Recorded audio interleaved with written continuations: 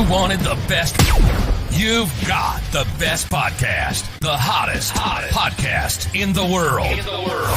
The Chris Voss Show. The preeminent podcast with guests so smart you may experience serious brain bleed. The CEOs, authors, thought leaders, visionaries, and motivators. Get ready. Strap yourself in. Keep your hands, arms, and legs inside the vehicle at all times, because you're about to go on a monster education roller coaster with your brain. Now, here's your host, Chris Voss. Hi, folks. It's Voss here from thechrisvossshow.com. There you go, ladies and gentlemen. The Iron Lady sings, and that makes it official. Welcome to Big Show. For 16 years and over 2,000 episodes, we've been bringing the Chris Voss Show. All the smartest people on the show, the brightest minds, the Pulitzer Prize winners, the CEOs, the presidential advisors, let's see, what else is there? There's all the wonderful people who write the amazing books and stories that we have on the show that share with you in your life to bring them better. And as always, go to goodreads.com/Chris Voss, linkedin.com/Chris Voss, Chris Voss one, the TikTokity, and Chris Voss, Facebook.com. Today we have an amazing young man on the show. I'm sure you've seen him all over the news. He does a lot of features, especially this time of year around elections. And you may have seen him all over the place. Allan Lichtman joins us on the show today. We're going to be talking about him and what he does and his 13 keys to the White House. He has a book that came out in 2008 called The Keys to the White House, a Surefire Guide to Predicting the Next President, and he is going to be sharing his predictions with us here in a bit. You may have seen some of it, but we're going to get into hopefully some questions maybe that he doesn't get asked on the big media and find out more about him. Allan J. Lichtman is a distinguished professor of history at American University in Washington, D.C. He's authored or co-authored 12 books, including the most recently, The Case for Impeachment, The Embattled Vote in America, From the Founding to the Present, Repeal the Second Amendment, The Case for a Safer America, and 13 Cracks, Repairing American Democracy After Trump. He wrote a book on FDR and the Jews out of Harvard, and our Harvard books, I should say, 2013. He won the National Jewish Book Award in American Jewish History. And, he's written a lot of stuff that we can go into here. You've seen him all the time on NBC, CBS, ABC, CNN, MSNBC, Fox, NPR, BBC, you name it. He's been on it. The WAPO, the New York Times, the LA Times. He's published more than 200 scholarly and popular articles and served as an expert witness in some 100 voting rights cases, including landmark cases on redistricting, voter ID, and large elections. So there you go. Welcome to the show. How are you, sir? Great to be with you. Great to have you. I love your show, and I'm happy to speak with you. And we're happy to have you as well. Thank you for taking the time to come see us. Certainly. Give us any .coms you want promoted. Where do you want people to find out more about you on the internet? Yeah. What I really want people to check out is my live show. I do it every Tuesday and Thursday at 9 p.m. Eastern with my son. We started with nothing. We now have 130,000 subscribers. You can find it at Allan Lichtman YouTube, ALLANLICHTMAN YouTube. And we're on tonight, 9 p.m. There you go. Allan Lichtman YouTube. One word. You can find it there on YouTube, and then we'll have a link for it on the Chris Voss Show. So give us a 30,000 overview of what these keys are to the White House, why they're so important, Allan. Yeah. The keys to the White House are the alternative to the pundits on the one hand. They're all my buddies. I love them. Been working with them for decades. But it's sports talk radio. It's entertaining, but they have no scientific basis for predicting elections. Mm-hmm. And the polls. The polls are snapshots. They are abused as predictors. And the error margin of the polls, Chris, is far greater than they tell you. Nobody really analyzes this much. Mm-hmm. But you've heard they say the error margin's plus and minus 3%, which means there has to be a 6-point gap in a horse race poll before it's significant. But that's pure statistical error. You got to add on to that non-statistical error. People don't respond to pollsters. They may lie. They may change their minds. They don't know who's voting. So they have to guess these so-called LVs, likely voters. That doubles the margin of error. And it's not random. It's unidirectional. In 2016, the pollsters underestimated Republican voting strength. And like generals, Chris, fighting the last war, they seem to have made the adjustments, so they're now underestimating Democratic voting strength. So in that very famous special election in New York in 2024 for the congressional seat previously held by the disgraced and dispelled George Santos, a poll taken right at the eve of the election had the Democrat ahead by 1 point. He won by 8 points, outperforming the polls by 7. So the keys to the White House are the alternative to the polls and the pundits.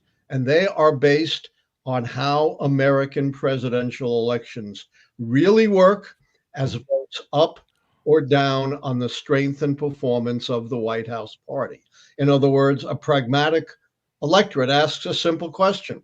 Does the White House party deserve to get 4 more years, or do we need to try something new? And I developed the keys in 1981 as part of the odd couple of political research. I teamed up. We were both distinguished visiting scholars at Caltech. In 1981, I teamed up with the world's leading authority in earthquake prediction, Vladimir Kailis-Borak from Moscow. And we used his methodology of pattern recognition to look at every American presidential election from the horse and buggy days of politics, the election of Abraham Lincoln in 1860 to the election of Reagan in 1980. And that research led to the 13 keys to the White House, unique set of indicators, and our simple decision rule. If 6 or more keys go against the White House party, they're predicted losers. Fewer than 6, they're predicted winners. That's what the keys are about. That's how we develop them. Have they changed much over that time since 1991, I think you said? We met in 1981, and we chose to look at elections from 1860 because that was the beginning of the modern system of Republican versus Democratic competition. Before that, it was Whigs versus Democrats, but the Whigs imploded in the 1850s, and you had a competition between the Know-Nothing or American Party and the Republicans. The Republicans won out, and they became the second major party along with the Democrats in 1860. There you go. Let me ask you this. I watched a video yesterday. I think it was from one of the top news channels, and they were showing what goes on in a pollster's calling room. They were showing how they're calling people and they're trying to get them on the phone to do the polls for them. And it made me realize that these polls are just taken from people. Like, who the hell picks up their phone and answers a random number anymore, right? Like, because usually they're scammers. That's a huge non-statistical problem. It makes me question if you're crazy enough to answer the phone from a pollster number that you don't recognize. Do we really want you voting? I'm just kidding. Or will you be voting? Or will you be voting? Yeah, good point. I never answer phone calls from numbers I don't know. Yeah. And I'm exactly the kind of person who always votes, and they should be polling. Yeah. It's kind of like the same thing with our jury pooling system in courts. You basically have to prove that you don't read the news and you don't know shit about what's going on in the world to be on a jury. And so I looked at that video of them in a polling office, and they're making calls, they're trying to get people on the phone, and I know I get 5 billion calls from scammers all day long. It's insane. And so I'm like, who is these people that are picking up these phones and answering? I mean, that's a real big question. Yeah, a totally skewed sample. Aside from the fact that, as I said, they have no idea who's actually going to vote. They have to guess. Yeah. I mean, when they call those pollsters, are those registered voters they're calling, or are they just calling anybody sometimes? I guess it depends. Maybe on they're supposedly calling according to a random stratified sample. Random sample means you're not self-selecting, you're scientifically selecting. Stratified means you're trying to replicate the actual population. Problem is they can't. So they have to weight the responses to make sure we're not having 90% white men like me instead of, 40% white men like me. Yeah. Well, it'll be interesting because the pollsters, as you mentioned, they hit wrong in 2016. They hit wrong on 220. I wonder if they're going to meet in the middle and get it right, or I don't know. So, what is your prediction? Is RFK going to win? RFK Jr. Or, yeah. Yeah. Can I give you the slightly long answer? Please do. Yeah. I've been predicting elections for over 40 years. My first prediction was in April 1982. Remember, I developed the keys in 81. So these were not predictions, they were development. So my first actual prediction of an unknown election was in April 1982, nearly 3 years ahead of time, when America was in the midst then of the worst recession since the Great Depression, double-digit unemployment. 60% of Americans said Ronald Reagan was too old to run again, and his approval rating was down in the dumps. And I predicted at that time Ronald Reagan's reelection. And, everyone derided it, of course, and I turned out to be right. In 1988, I predicted George H.W. Bush. In May, when he was down 17 points to Mike Dukakis, and all the pundits and pollsters thought I was nuts. And of course, in 2016, I defied all the pundits and pollsters and predicted Donald Trump's victory. In other words, my predictions are totally nonpartisan. They have nothing to do with my political views. I've predicted the two most conservative presidents of our time, Reagan and Trump, which, by the way, did not make me very popular in 90% plus Democratic Washington, D.C., where I teach at American University. And I predicted liberals like Obama. So, based on the 13 keys, remember, it takes 6 or more keys to count out Harris and the Democrats. Fewer than 6, Trump doesn't come back to the White House, and Harris is a winner. Right now, I have Harris down these keys. Mandate key, because they lost U.S. House elections in 2022. Incumbency, because it's an open seat. Incumbent charisma, because whatever you may think of Harris, this is a very high threshold key. You have to be one of those once in a generation, across the board, transformational candidates like Franklin Roosevelt and Ronald Reagan. Clearly, Harris is not in that pantheon. And foreign military failure, I count against the administration. The Middle East is a disaster.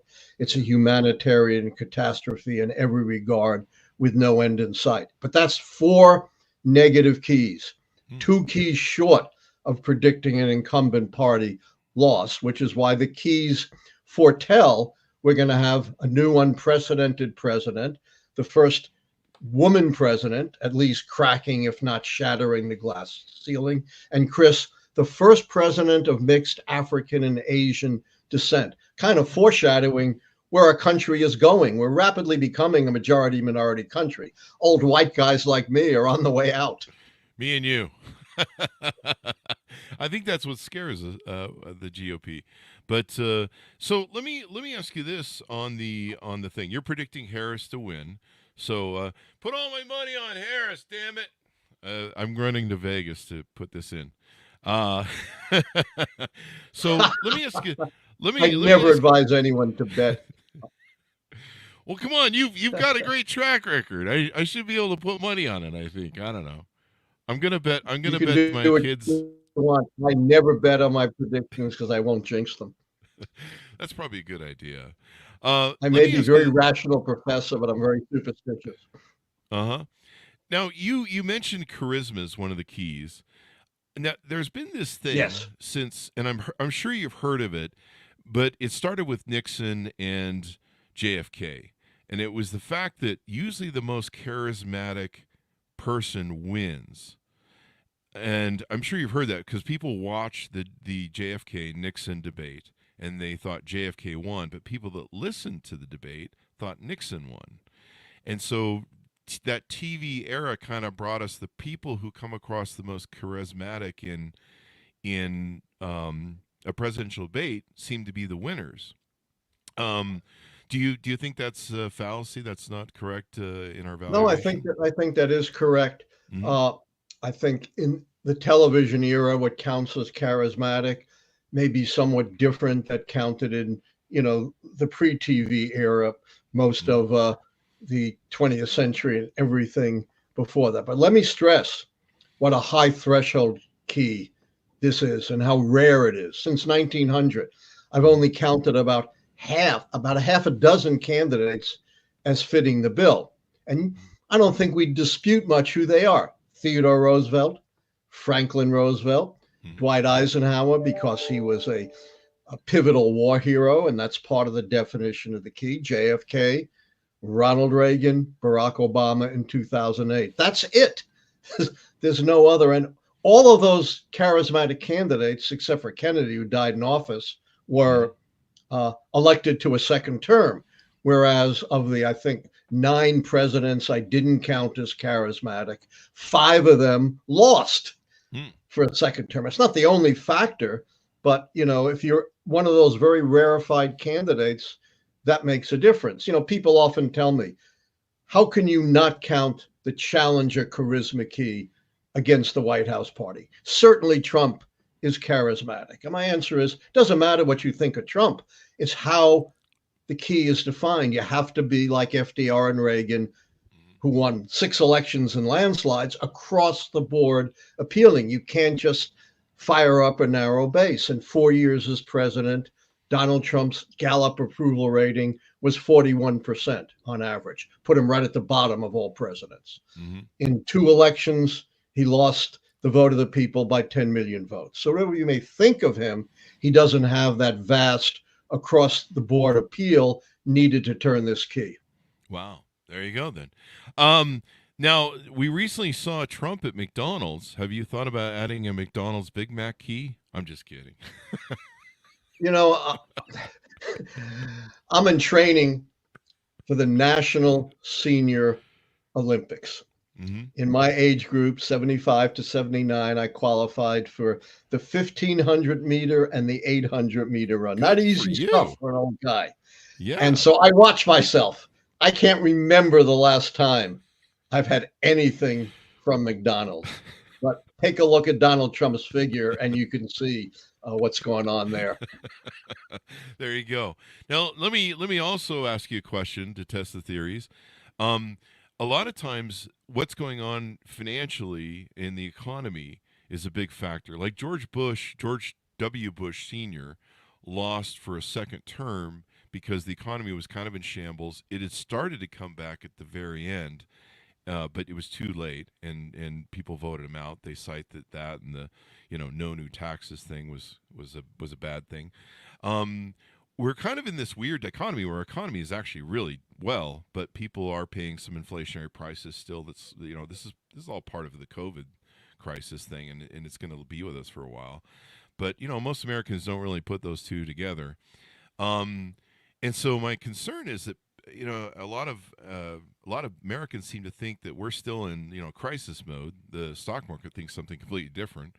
But you don't see that being a real weight on the election this cycle. Here's the thing. Let's go back to George H.W. Bush. Only 2 of my 13 keys relate to the economy. And he lost both those keys, partly for the reasons you lay out. But, it gets a little more complicated. But let's just assume he lost both those keys. He lost 3 other keys. That's 5. Not enough to count him out. You know what the critical 6th key was that cost him the election?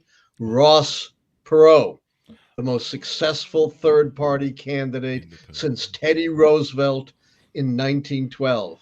That was the third-party key. That was the 6th fatal key against George H.W. Bush, who I'd predicted his first election as a win. Remember when he was 17 points down to Mike Dukakis. So I had nothing against him. It's just the way the keys fell out. Secondly, there are only 2 economic keys, and they're important, but they're not determinative. For example, based on the 1960s economy was one of the best economies we ever had. And based on the economy, Hubert Humphrey should have slaughtered Richard Nixon in 1968. But guess what else was going on in 1968? I know it well because I was darn drafted. The Vietnam War, social unrest, Democratic Party falling apart. So you can't just go by the economy. Moreover, my economic keys are strictly quantitative. The short-term economic key says there's no recession in the election year, and we have, the National Bureau of Economic Research monitoring that. And the long-term economic key is real per capita growth at least equals during the term the average of the previous two terms, and the Biden growth statistics are way ahead. Now, people have pointed to all kinds of other things. You can piece the economy any way you want. People are still worried about inflation on the one hand, but on the other hand, we've had the greatest stock market ever. Old people like me see our, pensions, our investments going up. We have booming employment, real wages are rising. But I don't take pieces of the economy. I don't take polls, which vary enormously. For a time, a majority of Americans thought we're in a recession. No longer. For a time, Donald Trump was way ahead of Harris or Biden on the economy. That's all been eroded. So again, if you want to develop your own system based on something else, go right ahead. But my two economic keys are what have stood the test of time for 160 years. There you go. Because you've gone back and sampled them through all the presidents then. So yeah, I'm an historian. That's what makes another thing that makes my system unique. Now, remember, in 1860, we had no automobiles, no planes, no radio, no television. Women couldn't vote. African Americans were mostly enslaved.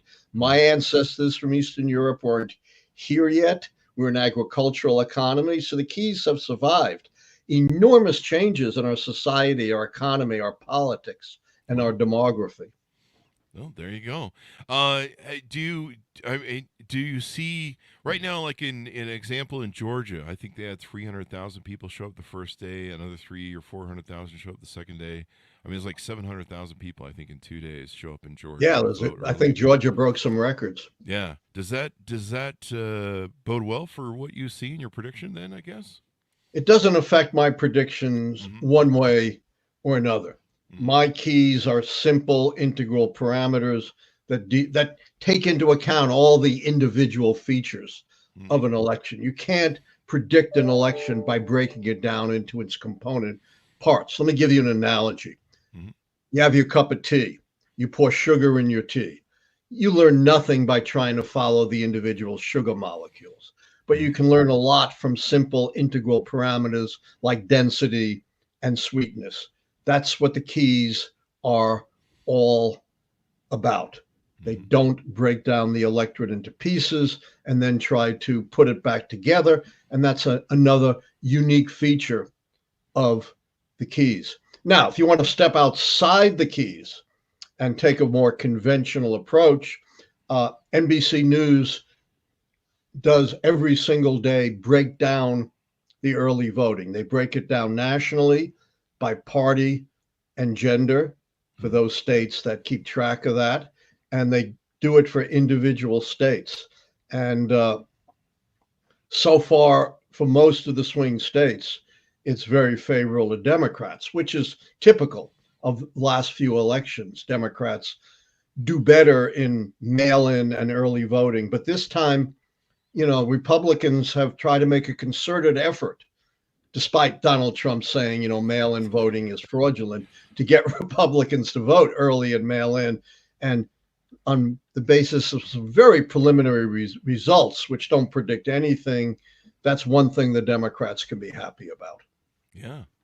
Now, with your models that you use, the 13 keys, can you copy that onto down ballot races like Senate and House runs?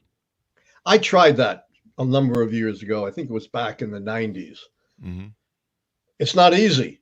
I developed one set of keys for all the Senate elections. Not an easy thing to do. And the keys are totally different. The keys to the White House are unique to presidential elections. And I was pretty happy. I got 85 to 90% of the Senate elections right. Oh, wow. With one set of questions. But what do you think all the critics harped on? The ones I got wrong. So I decided, this was a fool's enterprise. I don't want to undermine my main thrust of my analysis and predictions, which is for the presidency. So I abandoned Yeah. I mean, that effort. some of the House and Senate races are so gerrymandered. I mean, it's almost. I mean, Oh, I think I you heard know, a figure that I've like been in, as 70. you say, in over 100 voting and civil rights cases. I could talk long and hard about the perils of gerrymandering and the fact that the Roberts Court has just punted and said we're not even going to consider cases Yeah. involving political gerrymandering. The parties can wipe out the voters and just decide who's going to win by drawing the lines, and that's perfectly all right. That's crazy. That's crazy. Yeah, I mean, some of them are so gerrymandered. I think I heard a figure one time that 40% of people in Congress, or 70%. I don't know the exact figure. I'm just throwing out numbers here, but it's a lot of people that are in the House and Congress that are pretty much guaranteed to win. Like they don't have to sweat Oh, winning absolutely. every You election. know, control of Congress comes down to a very, very few flippable seats. Hmm. Most seats are locked in through gerrymandering. Both Hmm. Democrats and Republicans gerrymander, but Republicans have had a big advantage because they've been able to gerrymander swing states, and they're much better at it than Democrats. You know, Chris, I've summed up American politics in one sentence, and you don't need to know anything more. Republicans have no principles. Democrats have no spine. I'm a moderate Democrat. I think I can kind of agree with that. Sometimes we fuck things up. Sometimes we shoot ourselves in the foot really well. I'm not a fan of the extremists on either party side, being a moderate Democrat, but I try and look at both sides and understand what people are doing. I mean, I think that's what more people need to do. To me, the middle is the only thing that's holding this country together. Like, the sane people in the middle who aren't the extremists, and we're just like, well, can we You can just all speak a find a little louder. I'd appreciate it. I was That's saying better.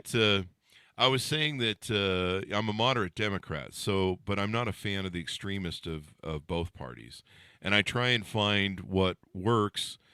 I try and work like Tip O'Neill, where I go, how can we find a way to meet in the middle on some of these things, and try and talk to each other as Americans, as opposed to, Well, good you know, luck to you.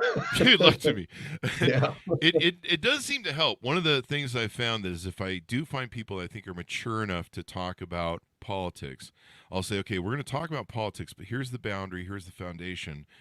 We're talking about this as Americans, fellow Americans, not party opposites. When you start throwing well, they do this and they do, we're going to have a conversation as Americans, and that seems to really help if we can hold that foundation. So, Chris, you actually Mhm. think people should be talking rationally about issues in politics and not spend 12 minutes talking about Arnold Palmer in the shower and his private parts? Well, I mean, no one had that on their bingo card for 2024, right? Yeah. Did the Keys predict that? I don't know. I'm just kidding. Oh, God, no. Maybe you need a 14th key. The Yeah, Dick, a madness key. the Dick key. I mean, The we Dick had key. Oh, my God. The Dicky we, key. Yeah. yeah. I mean, we had that. That was part of that Bush. What was the Bush bus thing with the grab them by the, that sort of thing. Yes, So, yes. I mean, this you've talked about this a lot. You've written books on it a lot. A lot of people have asked you about stuff. What's something that people should know about your 13 keys, or the way you do things, that maybe hasn't been asked to you on large media? That a lot of times they just put you on for 3 minutes and they have to cram a lot of data in there. What's Yeah. something that maybe people don't know about you, or the 13 keys, that maybe not a lot of people ask you about? Yeah. First of all, a lot of people think the only thing I do is the 13 keys. I have Mhm. 12 other books, as you say, on many, many topics. I've written what I believe is the definitive history Mhm. of the American conservative movement. It's called White Protestant Nation, The Rise of the American Conservative Movement. It was a finalist for the National Book Critics Circle Award in general nonfiction. That means all the nonfiction books on any topic published in the United States in Hmm. any year. As you mentioned, I won many awards for my book, FDR and the Jews, which is, I believe, the first truly balanced account of American policy towards the Holocaust. It's not as simple as either side on that controversy would have us believe. I Mhm. wrote uh, the history of voting in America, going all the way back to the Constitutional Convention and colonial times to the present. I did the same thing on gun control, my book, Repeal the Second Amendment, The Case for a Safer America. And I proved in that book that one of the greatest hoaxes that has ever been perpetrated on this country is the idea that the originalists of the Second Amendment intended it to establish an individual right to keep and bear arms, as opposed to keeping and bear arms for the well-regulated militia. You know, Chris, who originated the Second Amendment? James Madison, a slaveholder. All the slaveholders in Congress signed on. Do you think for one moment they would have signed on to an amendment that gave Black people a right to keep and bear arms? Not in your life. But by tying it to a well-regulated militia, they kept arms out of the hands of Black people because they were not authorized to be in the militia. I wrote a book on how to save our democracy, 13 cracks, repairing American democracy after Trump. And with respect to my predictions, I want to make clear that they're not just predictions, that they can pave the way to a new kind of politics. Someone just wrote a book, never heard of them, and I think it's a great book, talking about indeed how the keys have revolutionized our whole thinking about politics. Mm-hmm. Are you familiar, Chris, with Dwight Eisenhower's 1961 farewell address, where he warned about the military-industrial complex? Mm-hmm. Yep. Yeah. A guy who should know, you know, one of our greatest generals. And the military-industrial complex is sustained by an iron triangle. And I've developed the idea of the political industrial complex, which has its own iron triangle, which explains our trivial, negative, soundbite-driven campaigns based on this horse race theory that candidates sprint ahead and fall behind every day, and the pollsters keep score. One point on the iron triangle are the pollsters, the pundits, the handlers, and the ad men. And as you know, they make huge amounts of money from this horse race theory. Then there's the media. And, you know, you folks in the media, you're my buddies, but you got to cover the election every single day if you're CBS or CNN or Fox. So you have to buy in to following the election day to day as a horse race and the pollsters keeping score. Then at the final point of the iron triangle are the politicians who are risk averse and afraid to go against the pundits, the pollsters, and the media. But if you believe the keys to the White House, that none of that matters, we could have a whole new kind of politics where candidates focus on substance and issues. Imagine that. That would benefit the winner because they'd have a mandate to govern, and that would help them, their party, 4 years down the road. And it would help the loser because they would leave a mark. They'd have an influence on history. Whoever remembers anything a losing conventional candidate said? You remember anything beyond a gaffe that Hillary Clinton or John McCain or Mitt Romney or John Kerry or Bob Dole or Walter Mondale or Michael Dukakis? They're all forgotten. They're all footnotes to history. But every once in a while, we get candidates of real substance and vision, including some of the worst losing candidates in history who've made their mark on America. Barry Goldwater got slaughtered by Lyndon Johnson in '64. He still inspires American conservatives, 50 years, 60 years later. Same thing on the left with George McGovern in 1972.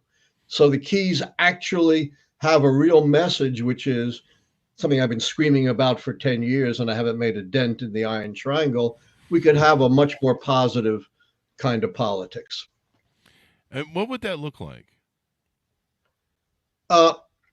It would look like candidates focusing on their vision for the country, exactly what they were going to do, maybe tell us the kind of people they'd put on the Supreme Court, the kind of people they'd put in the cabinet, the legislation that they would introduce in Congress on their very first day, and their guiding political principles. That's what Barry Goldwater and George McGovern laid out, guiding political principles. You almost never see that in conventional campaigning anymore. And we could have real substantive debates instead of debates that really enlighten very little. And the media commentary is really blinded to the substance of the debates. Yeah. I mean, it's very few good debates I think I've ever seen. I think the Kamala Harris, or I don't remember which one. So let me ask you this. You've been involved in political analysis for decades. How have you seen the political discourse change over time?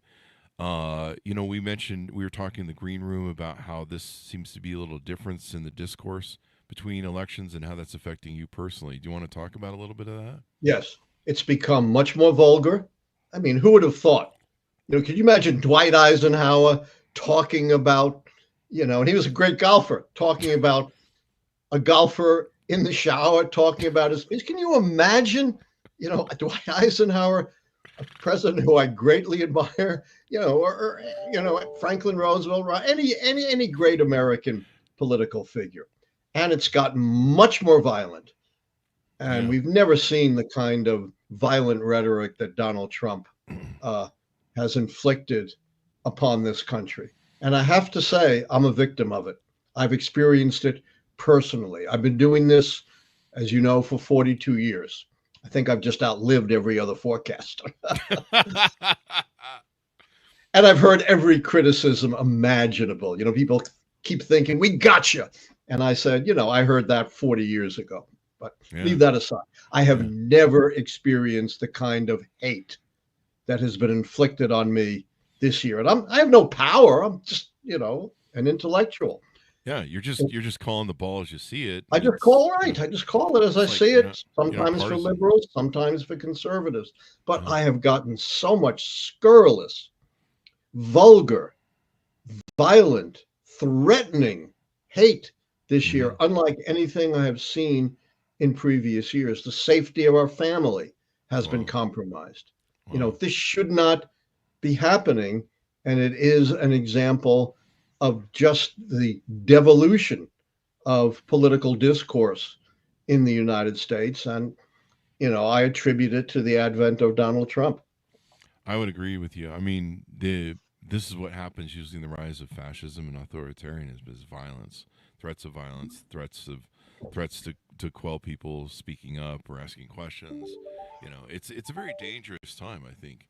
It's a very dangerous time. Yeah. And, I very much worry what might happen. I worry even that if Harris wins, or should win, I should say, since these are your keys, what are we going to have? Are we going to have January 6th 2.0?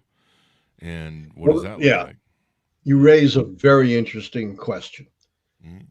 Trump and Vance have made it crystal clear that they're not going to accept a loss. Doesn't matter how legitimate, they're not going to accept a loss. And by the way, beyond challenging the results of the vote of the people, Donald Trump has made it crystal clear that he's going to govern as an authoritarian. He's already said he wants to call out the military to persecute his political enemies. He wants to throw them in jail. He'll be a dictator on day one to drill. Well, no one who's been a dictator on day one has ever voluntarily given up power. And, his apologists say, oh, this is hyperbole. He's only joking. He doesn't mean it. That's exactly how dictatorships take hold from within, when you don't take at face value and you just dismiss what would-be authoritarians are saying. That's how dictatorships took place in Italy, Germany, throughout the world. And it's very, very frightening to me what's going on now. What Donald Trump has done this time is a little different. He's anticipating trying to undermine the election. So he's put into place loyalist election deniers in local administrative election positions, in boards of elections. Just had a big controversy in Georgia where a Trump majority on the Board of Elections has authorized local administrative officials not just to certify the election, which is all it's supposed to do, but actually look behind it and, possibly meddle with the results or go through a hand count, which can lead to all kinds of mischief. All of that was just shut down by a judge, but it's going up to the heavily Republican Georgia Supreme Court. So we'll see where this is going. But Trump and Vance have already made preparations, no matter what the result, if they lose, to challenge it. Now, the big difference between now and 2020 and 2021, before January 20th, is Trump is not the president, doesn't have the power of the presidency to deploy. Joe Biden is the president, and the federal government is taking measures and steps to make sure it'll be a fair election, like assigning election observers to make sure there'll be no shenanigans. Yeah. And it's interesting. I've been reading that the armies of attorneys, the Republicans have been lining up, Trump's attorneys have been lining up to fight this election. They're going to fight it tooth and nail through the court systems. Yeah. And I felt very blessed that the Georgia judge overturned the hand count and the other thing you cited in the thing. What do you see? I don't know what your thoughts are on this, but yeah, I see 2024 being a breaking point or an awakening point for our democracy. And so if Trump loses, I think the Republican Party or the elements of the fragments of the old party will maybe finally throw him over the side because he'll have lost 3 or 4 elections now in a row. Yeah, I don't see that. Here's the thing. The Republican Party is the MAGA party.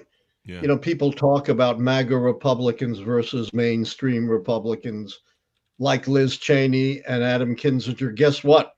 They're no longer in power. The mainstream of the Republican Party is MAGA. People say, oh, Donald Trump's not a real conservative. You heard that. He's hijacked conservatism. Nonsense. 90% of conservatives vote for him. Yeah. Every conservative in power nationally, in governor's offices and state houses, line up behind Donald Trump. Yeah, a few old curmudgeons like George Will or Bill Kristol, are complaining, but Donald Trump is well within the American conservative tradition, which is very much xenophobic. Remember, conservatives foisted upon us the immigration restrictions of 1924. It is very much a white-oriented movement. It is exactly the kinds of things that Trump represents. The reason Trump came out of nowhere to get nominated in the first place, he wasn't even on the polling in 2015, just before he wasn't even listed. He didn't even get a single, 1% support. Why was he able to come out of nowhere and win the Republican nomination? Because he was saying things that Republicans believed, but other candidates were afraid to say. So you could rub out Trump tomorrow, and I think very little will change in the Republican Party. There just isn't, the Adam Kinzingers and Liz Cheney. They're just not there anymore. Yeah. I never thought Dick Cheney would ever come out and say he was voting for a Democrat. Never saw that. For a Democrat, who would have thought? Never. Yeah, not in a million years. Darth Vader, man, go. But you have a lot of Republicans coming out and endorsing Harris right now. So you think the future of the Republican Party if Trump loses again? I mean, he said he's not going to run again. He's kind of going to be too old to run again for president. Yeah, he's definitely too old and in bad shape to run again, and it's clearly in cognitive decline already. Yeah. Yeah. I'm in. No, he's not going to run again. But J.D. Vance is the most likely Republican candidate in 2028, and he's just a younger, slicker, sharper Trump. Great. That's all we need. A slicker guy. What about Ivanka Trump and Ivanka? Is it Ivanka? I get her and her mom mixed up. I think Ivanka Trump and there's Don Trump Jr., he seems to be trying to follow in his Oh, Donald Trump footsteps. Jr. would love to run. I Okay. don't think he has the support or Yeah. the appeal or the ability. Mhm. Ivanka's another story. Yeah. I don't know if she has any political ambitions whatsoever. She may just want to luxuriate in their billions that they got from the Saudis and other Yeah. sources. But she would be much more formidable than Don Jr. Hmm.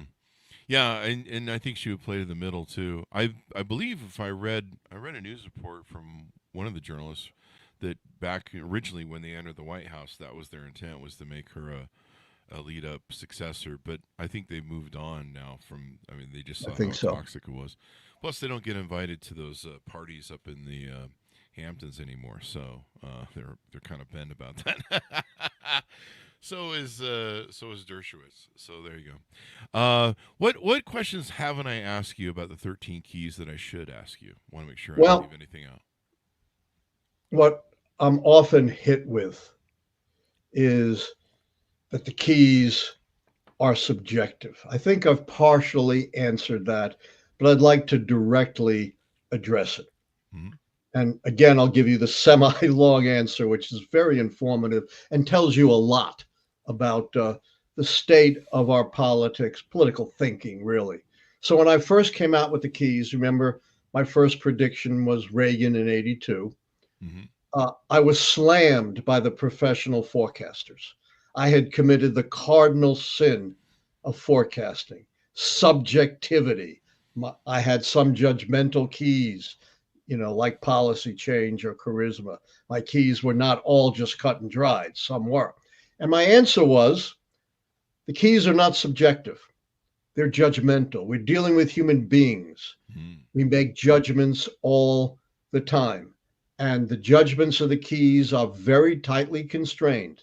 When you read my book, Predicting the Next President, The Keys to the White House 2024, as I earlier explained with respect to the economic keys, which are pretty cut and dried, but a judgmental key like charisma, it's not random. It's very tightly defined. And I've given you the examples of who qualifies, since 1860. And I said there's a big advantage here. The big advantage is by including judgmental indicators, I've been able to greatly expand the range of indicators beyond your quantitative models, which makes my model work much better than this attempt to be objective. And this is the great sin Mm-hmm. of modern social science, political science, economics. They believe they're like a hard science. They believe that, like hard science, all of their models have to be strictly, quote unquote, objective, strictly quantitative. There can be no room for judgment. Some have recognized, though, that doesn't work. Those kinds of models that try to depict human behavior constantly fail. A lot of political scientists and economics still cling to that.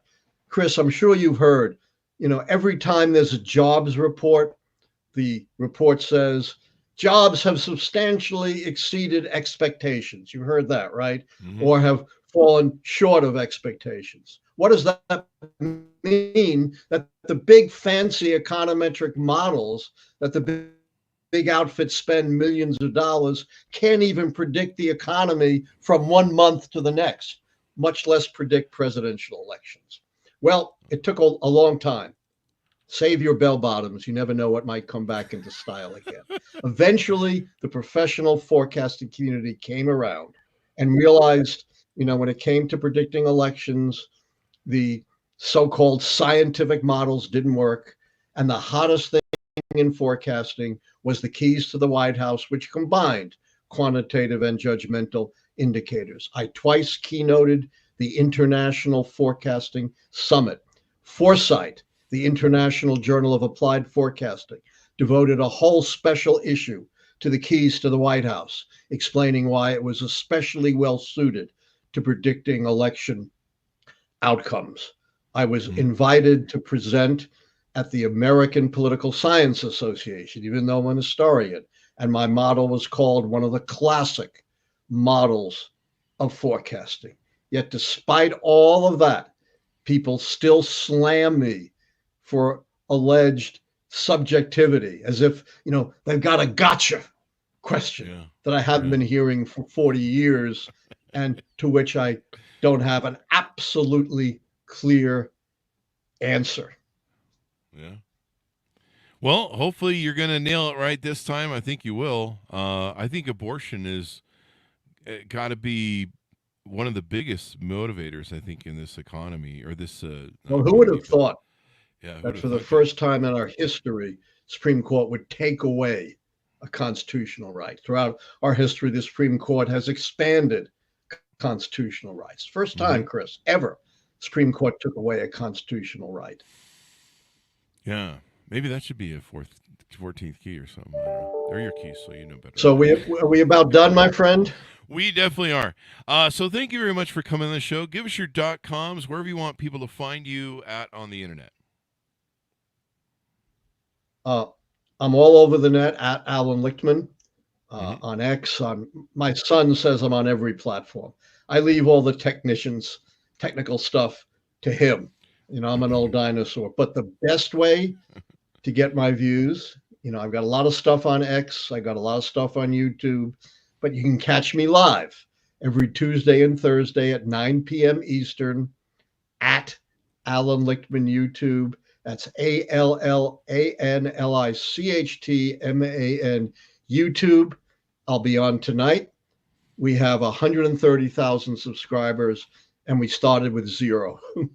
There you go. Well, it'll be interesting to see how this whole election turns out, and if you're still smacking home runs. So I'm in your court, and hopefully everything continues to go well for you. So thank you very much for coming on the show. It's been a great conversation, Chris. I really enjoyed it. Take care. So did I. Folks, order up the books wherever fine books are sold. The Keys to the White House, a surefire guide to predicting the next president. Out February 15th, 2008. See his subsequent books as well. Allan Lichtman has been on the show with us today. Go to goodreads.com/Chris Voss, LinkedIn.com/Chris Voss, Facebook.com, and all those other crazy places on the internet. Be good to each other. Stay safe. We'll see you next time.